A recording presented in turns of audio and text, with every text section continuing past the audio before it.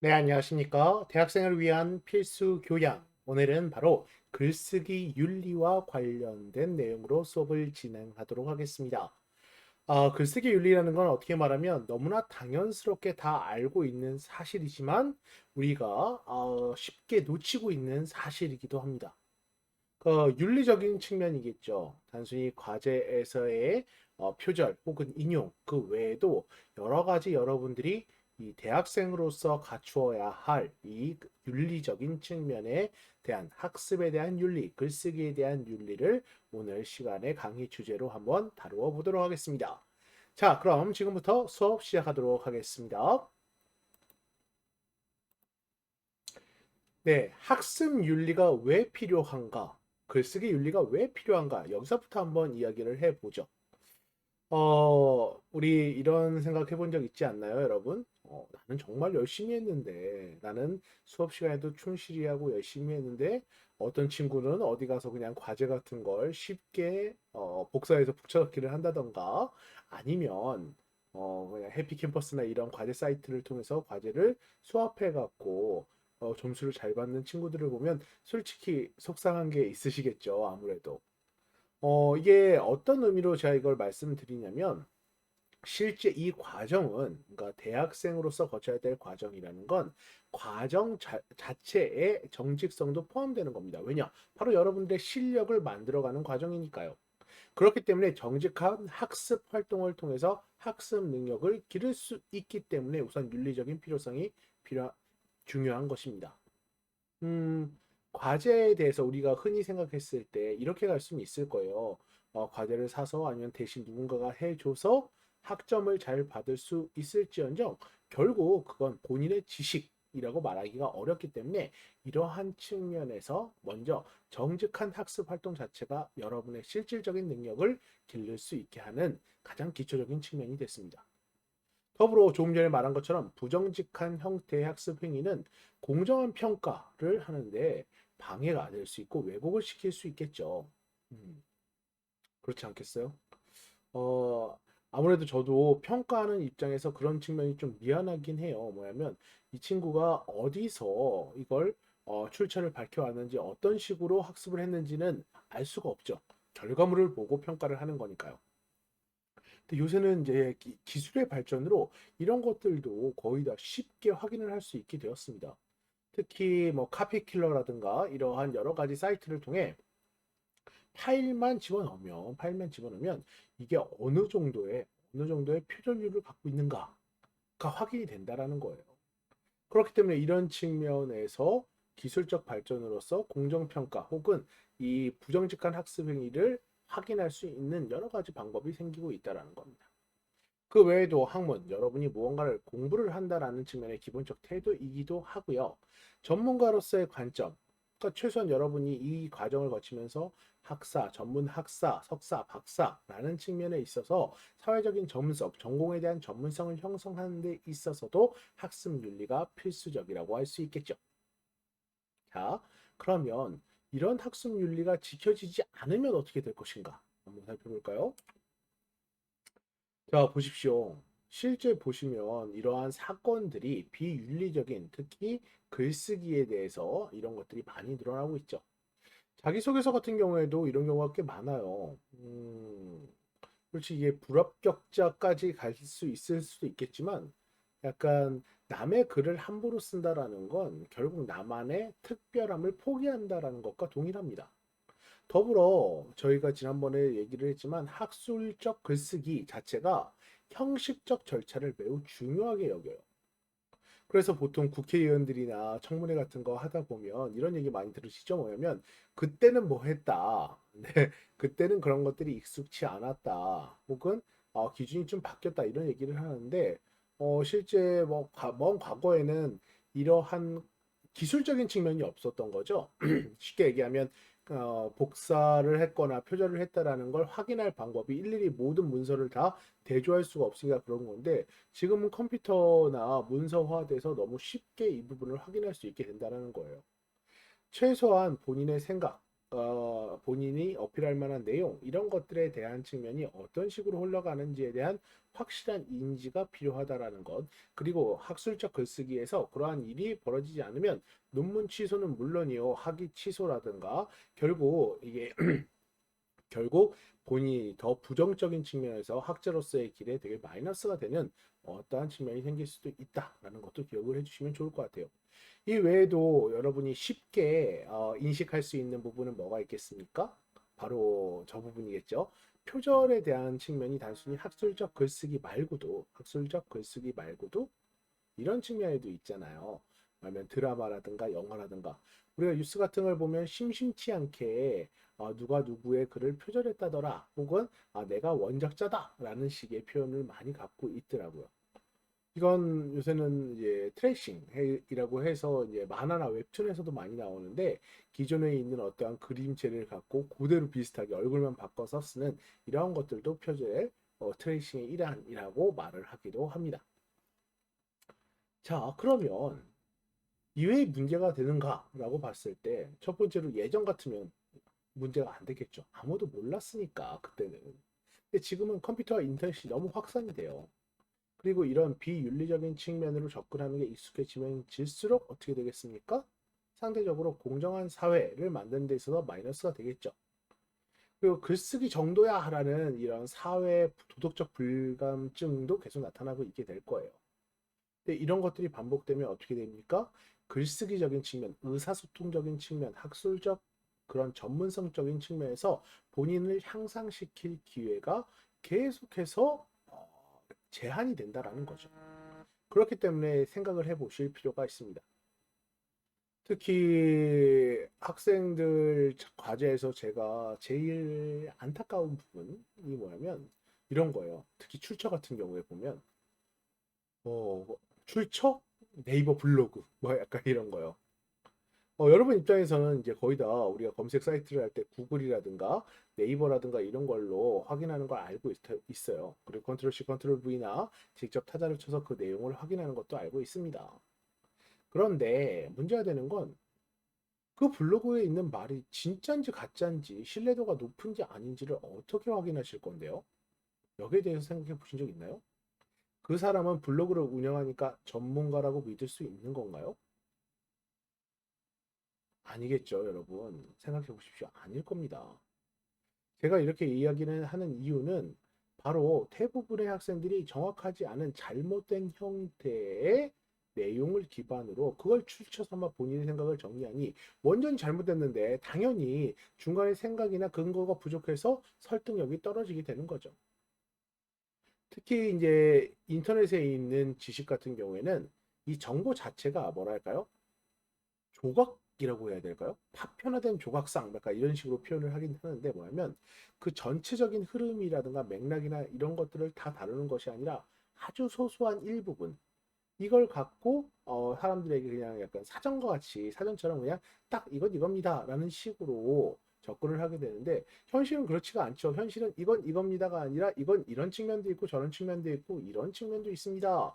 라는 것들이 대다수인 거예요. 그렇기 때문에 여러분이 학술적인 글쓰기를 쓴다라는 것, 학술적인 접근을 한다라는 건 그런 여러 한 가지의 관점으로만 보는 것이 아니라 여러 가지 관점을 습득할 수 있고 활용할 수 있는 것들을 기르는 과정인데 이러한 컴퓨터 인터넷의 확산을 통하여 출처가 불분명한 글들을 너무 많이 활용하게 되면 이러한 기회가 계속해서 축소가 될 수밖에 없다라는 거죠. 분명히 요새는 대학이라는 장소가 취업과 연관돼 있을 수밖에 없지만 그래도 대학의 목적 자체는 지성의 전당이라고 표현을 하고 그렇기 때문에 학문적인 정직성이라는 것이 매우 중요할 수밖에 없어요. 자, 그래서 보통 이 학문적 정직성이라는 건 크게 세 가지 원칙을 기반으로 합니다. 첫 번째는 모든 내 이름으로 말하는 모든 제출하는 문구나 발표하는 모든 연구 실적은 내가 실제로 한 것이어야 된다는 거예요. 쉽게 얘기하면 여러분의 보고서는 여러분이 직접 한 거여야 된다는 얘기입니다.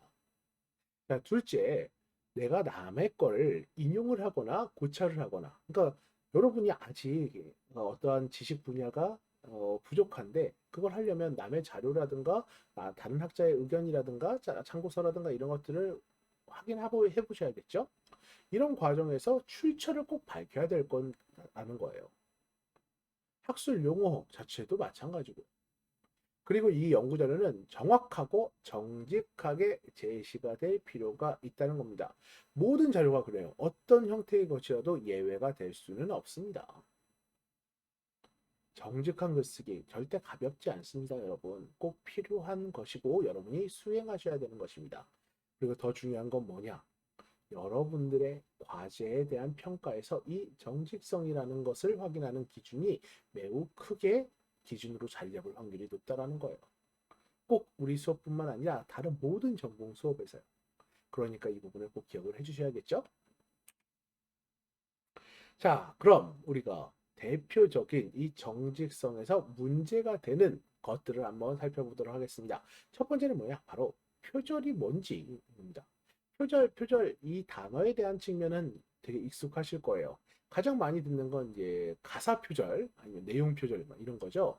예를 들어서 방탄이 아이돌이라는 노래를 했는데 일본의 무슨 그룹이 되게 비슷한 느낌의 비슷한 곡을 그대로 갖다 써놓고 보내면 될 거라고 한다. 이런 것들이 우리가 일반적으로 겪는 표절에 대한 측면일 겁니다. 표절이라는 건 훔치다, 도둑질하다, 뭐 약간 이런 식의 의미를 갖고 있어요. 보통은 이제 크게 두 가지 규정으로 남기고 있는데요. 다른 이의 말이나 글을 갖고 오면서 출처나 맥락, 그러니까 인용 사실을 밝히지 않는 행위를 표절이라고 표현합니다. 또한 남의 저작물과 표현을 자기 자신의 것으로 내세우고 표시함으로써 독자, 그걸 읽는 사람들을 고의적으로 속이는 행위 역시도 표절이라고 말을 합니다. 이런 표절은 크게 이제 네 가지 형태로 표현을 하고 있는데요. 국가과학기술인력개발원에서 학습 윤리에 대한 가이드를 설정한 게 있어요. 그 내용을 보시면 이게 표절이구나라는 걸 우리가 한번 확인해 볼 수 있을 거예요. 첫 번째는 뭐냐면 다른 사람의 글을 도용하는 겁니다. 출처를 제시하지 않고 다른 사람의 글 일부 혹은 전부를 가져와서 내 것처럼 보이게 하는 행위. 이게 대표적인 표절이죠. 그럼 이것만 표절인지 아니요. 짜집기도 표절이라고 표현을 합니다. 우리 되게 뜨끔하시죠? 뭔가. 네, 우리가 보통 과제 같은 거 할 때 어떻습니까? 관련돼 있는 여러 자료를 해서 약간 문구만 혹은 조사나 범위만 바꿔가면서 말을 새롭게 만들어서 하는 이러한 짜집기 같은 경우에도 여러 문헌에서 가져온 글을 출처를 제시하지 않고 이리저리 엮어서 내 것처럼 보이게 하는 행위, 이거 역시도 짜집기 역시도 표절의 일부라고 볼 수 있습니다. 세 번째는 아이디어 도용이에요. 다른 사람이 고유한 생각을 그 사람의 허락 없이 가져와서 쓰거나 출처를 제시하지 않고 가져와 쓰는 행위도 마찬가지입니다. 우리가 아이디어 발상이라는 게 우리 이미지로 설정을 하면 약간 전구가 반짝하는 것처럼 뭔가 새로운 아이디어가 떠올랐을 때 분명히 그런 건 있을 거예요. 그 아이디어가 떠오른 것과 이걸 구현하는 건 좀 다른 문제긴 해요. 그럼에도 불구하고 해당 부분의 학술적인 아이디어라면 왜냐면 그게 논의가 되지 않는 사람에선 우선 선점자가 우선이 되긴 하나 그 부분에서 좀 객관성을 우리가 갖추려면 어떻게 해야겠습니까? 가능한 선에서는 이러한 아이디어 도용에 대한 방법이라든가 그 출처 역시도 나타내는 게 좋겠죠. 다음은 표, 그래프, 데이터, 그림 등의 도형입니다. 출처를 제시 없이 표, 그래프, 데이터, 그림 등을 가져와 쓰는 행위도 표절이 될 수 있겠죠. 이건 한번 이렇게 생각해 보세요. 우리가 인터넷뿐만 아니라 뭐 국가 통계 포털이라든가 어떠한 통계 자료를 새롭게 만든다든가 이런 측면으로 봤을 때 내 근거를 위해서 수치화된 자료라는 건 꽤나 중요하게 여겨질 수 있는 부분이긴 합니다. 그런데 출처가 없다라고 생각을 해보세요. 그럼 무엇가 문제가 될지. 그 안에서 있어서의 신뢰도라든가 의도 자체도 파악하기 힘들 뿐더러 그다음에 내가 이 내용을 신뢰할 수 있는지도 확실하지가 않아지기 때문에 보는 입장에서요. 이런 부분에서 출처를 명확하게 드러내는 게 중요하겠죠. 자, 그렇기 때문에 표절 절대로 여러분들은 특정 저자의 개성적, 독창적 아이디어와 성과물을 가져와서 아무런 표시 없이 그냥 쓰면 어떻게 안 된다. 네. 다른 사람의 의견을 내 것처럼 바꿔서 내 것처럼 짜집기해서 제시하면 안 된다. 이건 되게 좀 의외의 사실인데요. 뭐냐면 약간 이런 것도 있어요. 여러분, 자기 표절도 있어요. 자기 표절. 여기 이렇게 표현돼 있죠. 다른 사람의 견해야 아이디어를 빌리거나. 그럼 당연히 이제 써야겠죠. 자기 글을 다시 가져올 경우.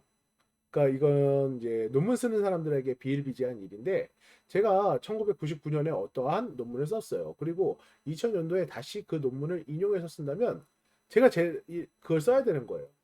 최현민 1992년도에 뭐 최현민이 이렇게 말한 걸 인용해서 이렇게 지금 내가 한다. 내가 말한 건데도 그렇게 출처를 명시할 필요가 있다는 겁니다. 이건 왜 그럴까요? 이건 뭐 내용 시기별로 내용이나 학술적인 발전 상황이 달라질 수도 있는 것이고요.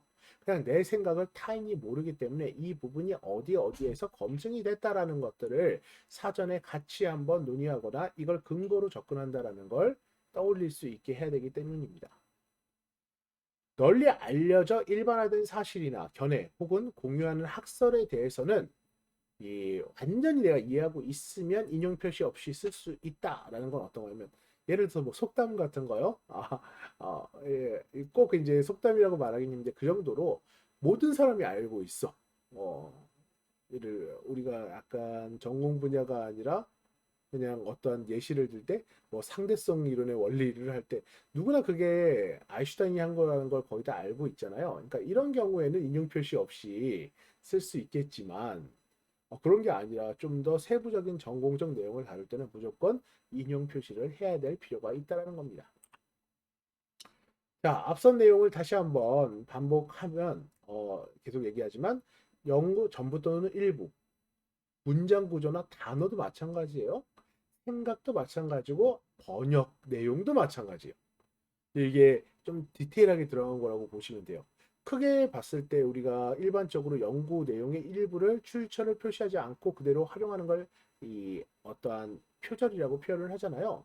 그런데 이게 단순히 그 내용적인 걸 그대로 컨트롤 C, 컨트롤 V뿐만 아니라 이 해당 새롭게 나온 개념이나 단어, 문장 구조도 여기에 포함되는 것이고요. 생각도 포함되는 것이고요. 특히 우리나라 사람들이 착각하는 것 중에 하나가 외국 자료 같은 경우에 번역을 하면 모를 것이다. 아니요. 거기까지도 다 출처를 표시해야 된다는 겁니다. 그래서 이런 것들, 출처를 표시하지 않는 게 결국 문제라는 거예요. 그럼 우리 한번 예시를 통해서 구체적으로 어떤 식으로 그럼 문제가 되는지를 한번 살펴볼게요. 자, 볼까요?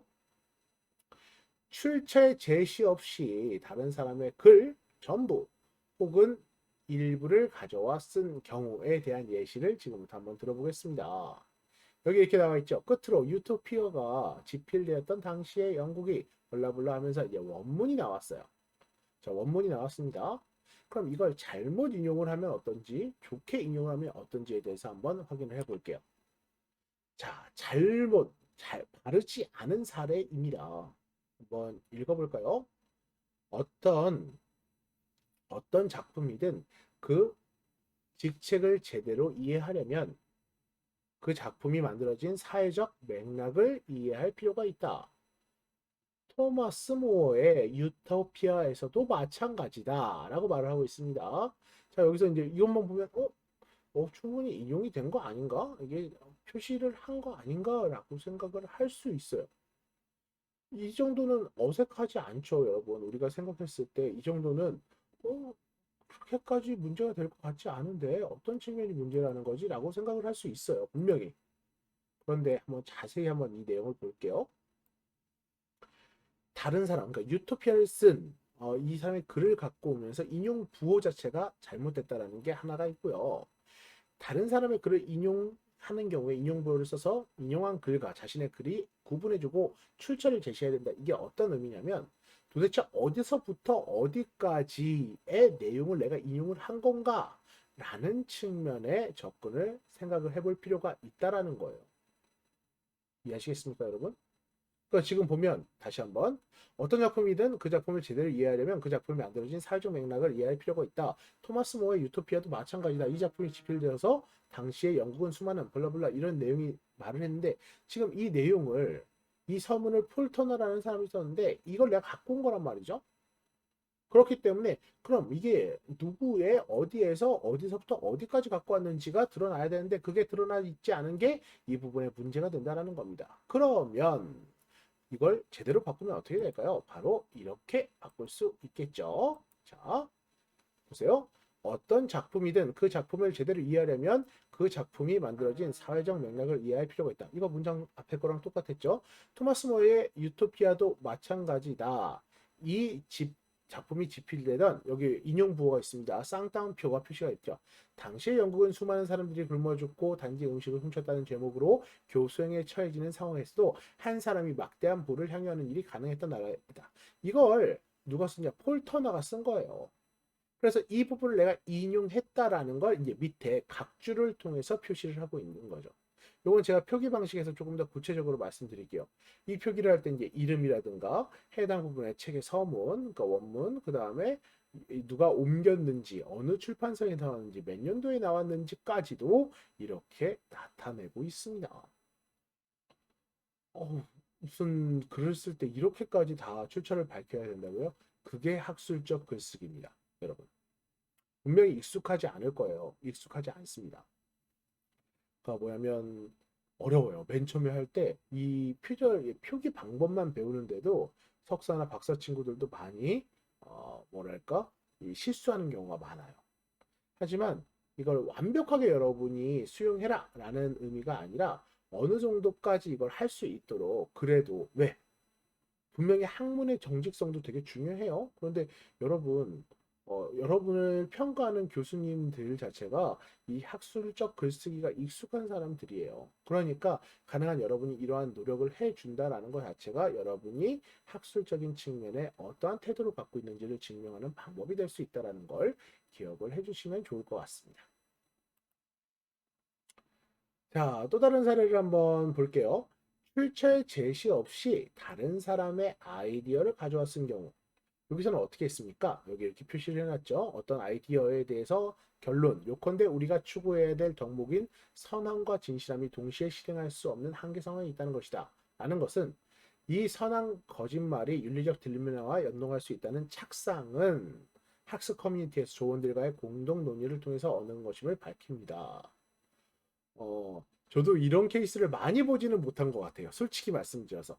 그러니까 학술적 보고서에서 아이디어 발상에 대한 측면을 여러 케이스에서 이제 이렇게 쓰는 게 맞다라는 건 알고는 있지만 실제 논문이나 글에서 아니면 학술적 보고서에서 이런 내용이 이렇게 구체적으로 쓰이는 경우는 많이 보지는 못했어요. 하지만 표절의 기준에 따르면 어떻게 아이디어 역시도 이러한 출처를 명확하게 드러낼 필요가 있다라는 거예요. 자, 마지막 뭡니까? 표적. 표 같은 경우에는 여기서는 이제 출산 및 육아휴직 현황과 관련된 표를 고용노동부의 자료를 기반으로 갖고 왔네요. 자, 그런데 이 고용노동부의 자료를 우리가 책자로 갖고 있는 게 아니잖아요. 그러니까 책자로 갖고 있는 게 아니고 이 해당 부분을 보통 지금 시점에선 인터넷 사이트라든가 이런 것들을 기반으로 접근을 하게 됩니다. 특정 기관에서 이 해당 부분을 생산해낸 전문 자료를 인용을 하고 싶을 경우엔 자료 조사, 기관과 연도, 출처를 분명히 제시하고 가능하면 이 부분에서 이 출처라는 측면이 서적이면 이제 서적하는 방식으로 접근을 하시면 되는데 인터넷이라면 이렇게 인터넷 주소까지도 같이 작성을 해야 돼요. 여기서 제가 하나 더 신기한 우리가 익숙하지 않은 거 인터넷 주소를 쓰면 되네요. 그럼 이렇게 생각할 수 있는데 하나 더 접속일을 써줄 필요가 있습니다. 그러니까 여러분이 최종적으로 이 표를 갖고 온 그 시점에 대해서 확인할 필요가 있어요. 그 이유는 간단합니다. 여러분도 아시죠? 요새 뭐 가짜 뉴스도 많고 여러 가지 사건 사고가 많은 이 시점에서 잘못된 소식이 나온 다음에 해당 부분에 있어서 우리가 인터넷으로 늘 똑같은 정보를 확인할 수 있을 거라고 생각을 하지만 아닌 경우가 더 많아요. 통계 자료가 없어지기도 하고요. 그 사이트의 서버가 없어지기도 합니다. 유튜브의 어떤 내용이 갑자기 삭제를 통해서 없어지기도 하죠. 그렇기 때문에 이걸 의미하는 건 뭐냐면 내가 이걸 조사한 이 시점에서는 이 부분의 통계나 이 표가 있었다라는 걸 확인하는 거예요. 그럼 이게 지금도 있느냐? 그건 모르는 거죠. 모르는 겁니다. 하지만 이걸 조사하는 시점에서는 이렇게 있었다라고 생각을 해주시면 좋을 것 같아요. 이런 것들이 이제 표절의 대표적인 사례고 어떤 식으로 이제 이걸 표현하면 좋은지도 간단하게 한번 알려드렸습니다. 자, 그 외에도 글쓰기 윤리에 대한 측면은 여러 가지가 있죠. 단순히 우리가 생각했을 때는 표절이 이제 대표적인 측면이 있지만 여기 나오는 위조라든가 변조라든가 중복 제출이라든가 과제물 및 구매 및 양도, 그 다음에 무임승차, 우리가 흔히 생각했을 때 무임승차가 제일 많지 않겠습니까? 이런 것들도 많다라는 거예요. 음, 생각해 보세요. 자, 위조라는 것은 아예 그냥 새로 없는 걸 만드는 겁니다. 없는 걸. 그러니까 이거는 어디서 어떤 학자가 어떻게 말했다도 아니고 뭐 실험 결과나 이런 걸 내가 그냥 아예 조작을 해버리는 걸 의미하는 거죠. 허위로 만들거나 기록을 하는 이러한 행위를 위조라고 표현합니다. 변조라는 건 뭐냐면 원죄, 그러니까 중간중간에 내 의도대로 바꾸는 거예요. 예전에 이런 사건이 있지 않아요? 혹시 줄기세포 관련해서 이러한 변조, 위조에 대한 측면의 연구를 하는, 약간 연구가 되게 윤리적으로 문제가 된 적이 있었어요. 중간에 나의 실험 결과를 제출하는 데 있어서 유리한 정보를 컨트롤 C, 컨트롤 V로 해서 반복해서 넣고, 아니면 그렇지 않은 건 제외하면서 내 의도대로 이게 흘러갈 수 있게 만들어가는 과정인 거죠. 이건 뭡니까? 결국 연구 내용 및 결과를 왜곡하는 행위가 될 수밖에 없어요. 세 번째는 중복 제출입니다. 그러니까 비슷한 내용을 여기도 내고 저기도 낸다 라고 볼 수 있는 거예요. 그 외에는 어떤 측면이 있을까요? 솔직히 다 알면서도 하지 않는, 하지 않아야 되는 과제물 구매 및 양도. 요새 그런 사이트들 정말 많죠. 뭐 해피캠퍼스라든가 이런 사이트에서 보통 교수님들이나 어떤 과목에 따라서 비슷한 주제가 나올 수밖에 없다 보니까 이런 측면에서 과제물을 어디서 구매를 하거나 비슷한 과제물을 그대로 내거나 하는 경우도 예상보다는 좀 많은 것 같아요. 그러니까 이런 것들도 우리가 주의해야 될 부분이라고 볼 수 있겠습니다. 마지막은 그룹별 협동 학습에 대한 무임승차죠. 아, 이거 정말 속상하지 않습니까? 그러니까 같이 해야 되는 측면의 학습을 갑자기 연락이 안 된다거나 갑자기 좀 무책임하게 이렇게 하는 사람들도 꽤 있죠. 글쓰기 윤리라고 해서 단순히 글에 대한 측면만 있는 게 아니라 이러한 윤리적인 태도를 모두 포함하고 있다는 걸 여러분이 꼭 기억을 해 주셨으면 합니다. 네, 오늘 이렇게 글쓰기 윤리에 대해서 알아보는 시간을 가졌습니다. 쉽지 않습니다. 우리가 윤리라는 것, 규칙과도 비슷하지만 알고 있지만 이걸 지키는 건 쉽지 않아요. 중요한 건 뭐겠습니까? 지키기 위해서 끊임없이 노력해야 된다는 거죠. 네, 오늘 수업 여기까지 하도록 하겠습니다. 감사합니다.